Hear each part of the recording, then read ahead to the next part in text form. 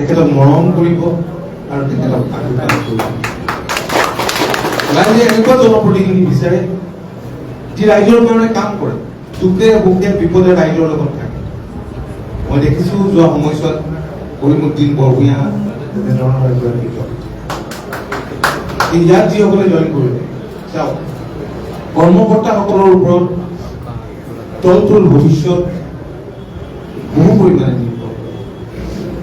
যিকোনো নিৰ্বাচন জিকা কৰা দলৰ কৰ্মীসকলৰ ওপৰত নিৰ্ভৰ কৰে।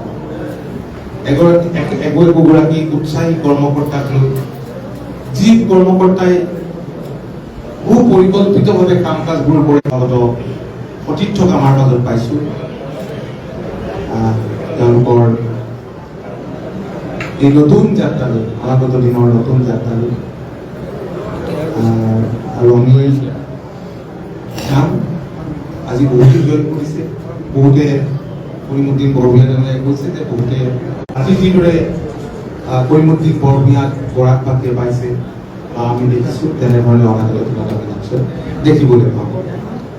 মই বিশেষ নকওঁ, আপোনালোকে কষ্ট কৰি আছে ইমান দূৰৰ পৰা। পূৰ্বতে বৰাকৰ পৰা ইয়ালৈ আহিলে মানুহে অসমলৈ যাওঁ বুলি কয়। আজিকালি তেনেকুৱা দৃষ্টিভংগী নাই। আজিকালি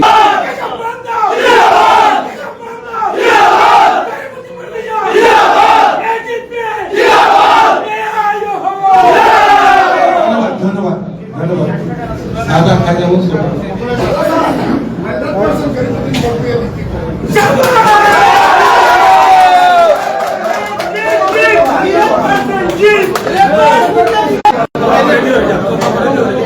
ইমান হাল্লা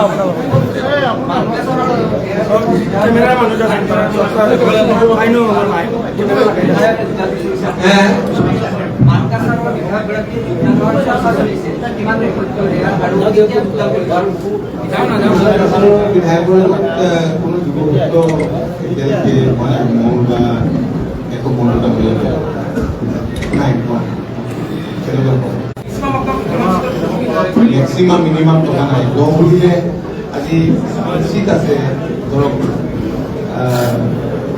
নাম নকওঁ, পূৰ্বতে নেখেলা বা তেনেকৈ পঁচিছে আমি তেনেকুৱাবিলাক যদি মেখেলা চিটত খেলো বুলি ভাবো তেতিয়াতো এখন লম্বা লিষ্ট হৈ যাব। গতিকে নাম্বাৰত এই কথাটো ক'ব নোৱাৰি। দেখা গৈছে আপোনালোকে য'তে সংকল্প সমাৰোহ পাতিছে সেই সমষ্টিবোৰে বিজেপি এতিয়া বিচাৰি আছে। বিচাৰিবতো কিয় নিবিচাৰিব? আমি বুলি আমি কিবা এটা কাম কৰিব লাগিব। আমি যিটো আমাৰ দলৰ কাৰণে ভাল হ'ব, আমাৰ কাৰণে নিজা দৃষ্টিভংগী আছে, নিজা ধ্যান ধাৰণা আছে, নিজা ষ্ট্ৰেটেজি আছে, নিজা ষ্টাইল অফ ফাংচনিং আছে। আমি সেইমতে আগবাঢ়িম। আৰু কিবা আছে এৰা ধৰা নীতিটো আপুনি যিধৰণৰ কৈছে যে 21 আমি দেখিছো যে অপবয় ভূমিখিনি এৰা ধৰা পৰা দেখিবলৈ পোৱা গৈছিলে, এইবাৰ সেই একে এৰা ধৰণে চলিব নে অকলে আৰু দীৰ্ঘদিন ধৰি এটা সমষ্টি তেখেত আমাৰ চিন্তা কৰি আপোনাতকে বেছি চিন্তা কৰি মই আপোনাক কৈ কি লাগে জয়ন্ত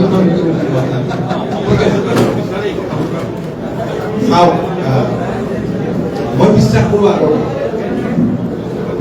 সেইকাৰণে অসম গণ পৰিষদ দলৰ নীতি আছে। কোনো দলৰ এতিয়ালৈকে যোৱা নাই। সদৌ অসম ছাত্ৰ সন্থা কৰিছে, সদৌ অসম ছাত্ৰ সন্থা আঞ্চলিকতাবাদত বিশ্বাস কৰে আৰু আঞ্চলিকতাবাদত